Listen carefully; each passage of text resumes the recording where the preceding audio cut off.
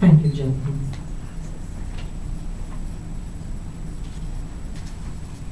Candidate Schweihart, are you in favor of issuing pension obligation bonds? If so, how much, how long, and why? No, and I think that was spoken to very clearly at one of the last council meetings that was brought up in a study session. It was voted down by the entire council 8-0. One of my objections is it's very risky. We have one of the best credit ratings in the state, a AAA credit rating. Something like this could jeopardize that credit rating. Also, it involves borrowing out into the future, pushing our debt out maybe 10, 20, 30 years into the future.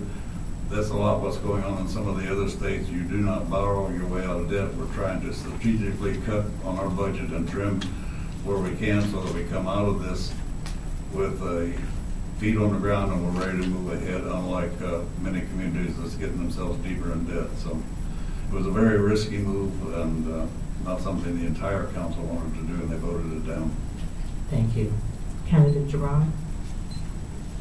It is a notion that I proposed, and when I spoke with Jeff Brown, who wrote the article in the News Gazette talking about the risk levels, I had lunch with him, and he said, yes, this is absolutely a type of an accounting maneuver that a city with a AAA credit rating would only want to employ if the city was facing cuts to direct services to taxpayers.